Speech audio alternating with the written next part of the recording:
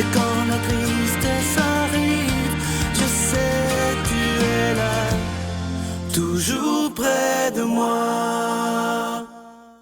Bon mercredi matin, déjà on est rendu au milieu de la semaine, le mois de mars commence à avancer, ça veut dire que tranquillement on approche enfin vers le printemps. On rejoint ce matin quelqu'un que j'apprécie beaucoup parce qu'il a le don de bien nous parler. Ce matin, il nous parle d'un personnage extrêmement important dans la Bible, Moïse. On rejoint l'abbé Raymond Gravel.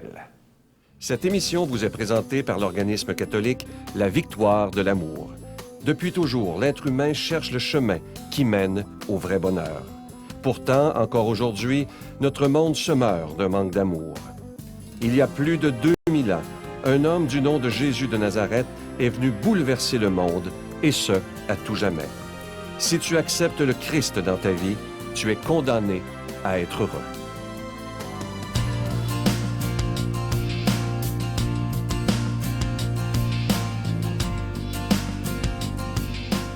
Bonjour.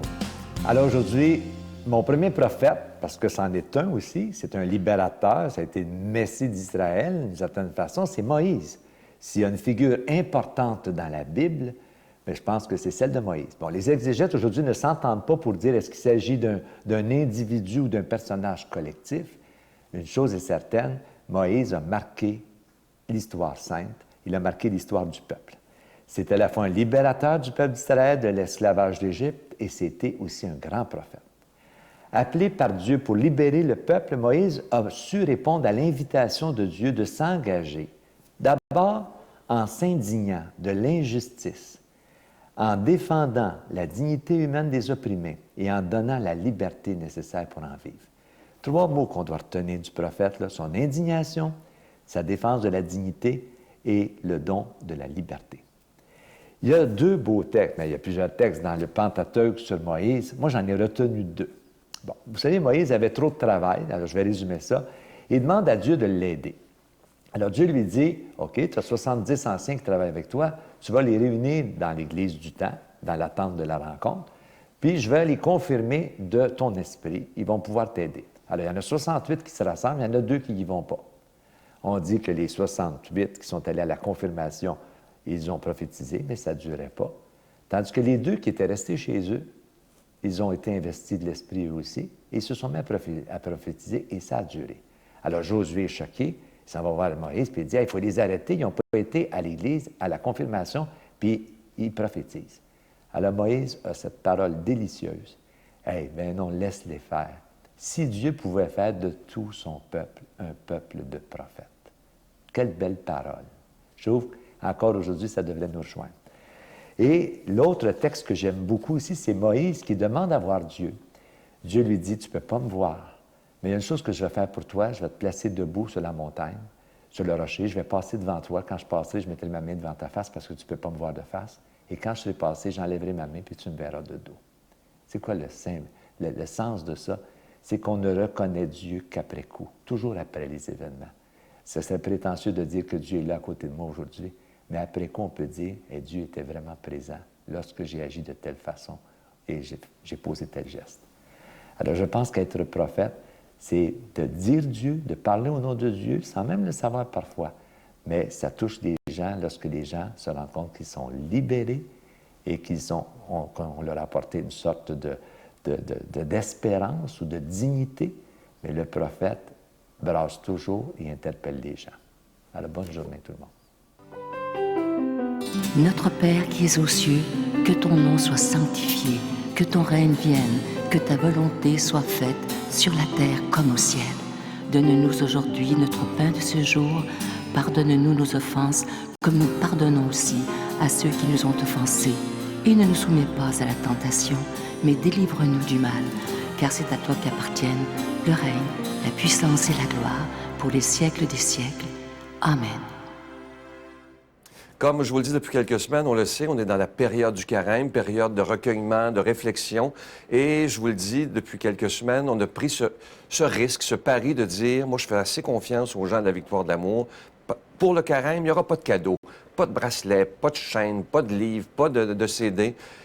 Parce que je voulais faire ce pari avec vous, de dire, est-ce qu'on est capable de donner un don pour que la parole de Dieu soit annoncée gratuitement, pour être capable de dire à Jésus, « Jésus, là, voici ce que je te donne. J'attends rien en retour. Parce que comme baptisé, je crois qu'il faut que ta parole soit annoncée dans un monde qui est si brisé présentement. Alors moi, je vous fais confiance totalement. Je mets ma confiance totale aussi en ce Jésus qui est le maître de l'impossible et je crois en votre générosité. Merci de tout cœur parce qu'ensemble, on pourra continuer. Ça fait déjà 18 ans et je suis sûr que dans 18 ans, grâce à vous, on sera toujours là grâce à vos dons, évidemment, mais aussi et surtout grâce à votre prière. Alors, merci de votre don. Je vous rappelle que vous recevrez également un reçu pour fin d'impôt. Je vous donne l'adresse. La Victoire de l'Amour, casier postal 120, succursale Boucherville à Boucherville, le J4B 5E6, je vous la redonne. La Victoire de l'Amour, casier postal 120, succursale Boucherville à Boucherville, le J4B 5E6. Également par téléphone, par carte de crédit du lundi au vendredi de 9h à 16h dans le 514-523-4433, 523-4433 ou sans frais le 1-888-811-9291, 1-888-811-9291 et aussi sur notre site Internet, le www.lavictoiredelamour.org.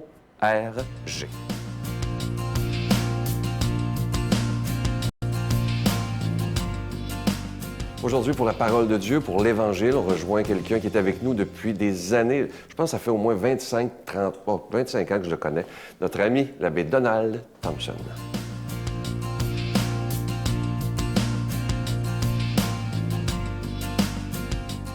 Bon matin, la Semaine Sainte approche. Permettez-moi de vous proclamer l'Évangile de Jean, chapitre 5, versets 17 à 30.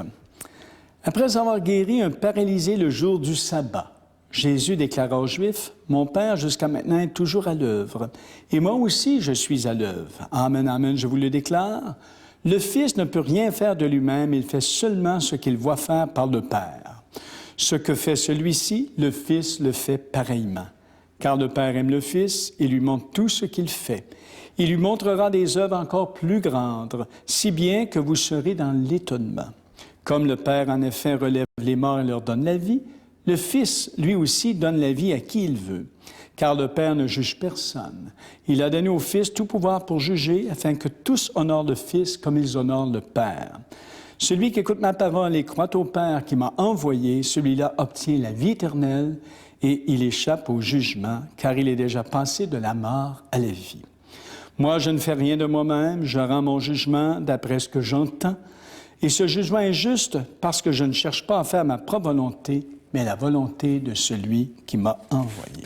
Vous voyez, dans Saint Jean, c'est très, très serré, c'est très dense, hein, les textes de Saint Jean, l'évangéliste Jean, mais c'est beau comme tout. Dans le fond, ce qu'il faut retenir aujourd'hui, c'est que Dieu est toujours à l'œuvre. Dieu, c'est un grand travaillant. Il travaille pour nous. Il est à notre service, puis il n'est pas soumis à une convention collective, aux règles régissant les grèves, les services essentiels. Dieu n'est pas soumis à ça. Dieu le Père, dit Jésus, travaille toujours parce qu'il déploie son génie, dans le fond, dans sa création qui nous fait voir, j'oserais dire, toutes les couleurs de la vie. La belle nature du printemps qui s'éveille, qui s'en vient, le chant des oiseaux, la chaleur du soleil qui fait fondre la neige et les glaces. Bon, les œuvres de Dieu sont éclatantes. Ce sont des interventions toujours porteuses de vie et de bonheur. Des actions, j'oserais dire, étonnantes dans le détail. Avez-vous pensé aux joies et aux petits bonheurs de la vie quotidienne? Faites juste penser à ça, des fois, là. Tout le monde peut en faire son inventaire. L'amour immense de Dieu se manifeste dans des petites choses, le ronronnement du chat, le chien qui apporte son affection, les amis qu'on rencontre dans la rue ou au travail, la clarté du jour, les fleurs, les plantes qui poussent, la bonne nourriture, l'amour et la tendresse de son conjoint, de sa conjointe, de ses enfants, de ses parents. Bon. Le monde qui nous abrite, dans le fond, est tissé de l'amour qui est raffiné de Dieu. Et nous travaillons fort pour que cet amour soit entretenu. Bien sûr, nous allons au travail ce matin, plusieurs d'entre nous, pour que ça marche. Chacun et chacune fait à sa manière les œuvres du Père en y mettant l'amour au maximum. Il faut bien se rappeler que si on ne peut pas toujours faire ce qu'on aime, il faut, j'oserais dire, toujours aimer ce qu'on fait. Vous qui partez au travail ce matin, faites-en une contribution de votre travail au bonheur des autres. Faites juste vous dire ça. Comment aujourd'hui je contribue au bonheur des autres dans mon travail de ma journée? Voilà la volonté du Père. Quand Jésus dit son ambition de faire la volonté du Père, la volonté de Dieu, c'est qu'il ne cesse de s'ajuster lui-même à cette immense bienveillance d'un Dieu qui cherche à rendre tout le monde heureux. Hein? C'est la volonté de Dieu, on le voit bien. Vous savez, la volonté du Père, nous l'invoquons dans cette belle prière du Fils, de notre Père, hein? Que ta volonté soit faite. Parfois, des gens disent que cette demande-là les embarrasse. Hein? Que ta volonté soit faite. La volonté de Dieu, il y en a qui disent leur épée libre, puis ils s'y résignent. Hein? Je pense qu'on a mal compris ce que signifie la volonté de Dieu si on l'identifie à un caprice divin là, de quelqu'un qui s'amuse à faire souffrir ses sujets. Hein? Dieu n'est pas comme ça. Je pense que ce n'est pas comme ça que c'est manifesté en Jésus. La volonté de Dieu n'est que bonne volonté. Qu'une bonne volonté désire de nous voir vivants et pleins de sa tendresse. Bien sûr, j'accepte que nos vies sont souffrantes à plusieurs égards. Mais la souffrance est aussi un pédagogue. Hein? Elle nous ouvre le cœur à la qualité de la vie. Vous savez, les humains se révèlent des fois bien meilleurs dans leur souffrance, la leur et celle des autres, parce qu'on est amené à ce moment-là à déployer les plus belles qualités. Quelqu'un disait un jour, et ça je l'ai toujours retenu, « Ah, cet homme-là ne peut pas savoir ce que c'est que d'aimer. Il ne peut pas savoir ce que c'est que d'aimer, il n'a jamais souffert. » Hein? Les enfants gâtés ont plus de misère à aimer vraiment, on le sait. Alors, au début de cette journée aujourd'hui, hein, mettez un peu de pression dans votre horaire pour aimer particulièrement quelqu'un qui vous est moins sympathique, par exemple, cela dans la volonté de Dieu, dans le sens de ses œuvres. Et son travail est constant pour changer ce monde aussi qui est si violent parfois. Alors, je vous souhaite une belle journée. On est tout proche de la Semaine Sainte et je vous laisse une belle pensée dans un dicton populaire qui dit ceci. « Les seules personnes qui ne se trompent jamais sont celles qui font rien. » Que le Dieu de la vie vous bénisse, le Père, le Fils et le Saint-Esprit. Amen. Bonne et excellente journée. Je vous salue Marie, pleine de grâce. Le Seigneur est avec vous. Vous êtes bénie entre toutes les femmes, et Jésus, le fruit de vos entrailles, est béni. Sainte Marie, Mère de Dieu, priez pour nous pauvres pécheurs, maintenant et à l'heure de notre mort. Amen.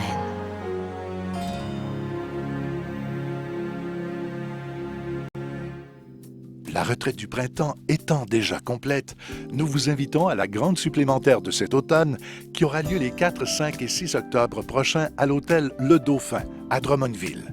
Sous le thème « Si tu savais le don de Dieu », venez vivre des moments inoubliables en compagnie de l'abbé Robert Jolicoeur, l'abbé Robert Lemire, Dolly Dimitro, Sylvain Charon et Miguel Padilla. Réservez rapidement avec Voyage Intermission 514-288-6077 ou sans frais 1-800-465-3255. Venez vivre une fin de semaine exceptionnelle, remplie d'amour, de joie et de paix.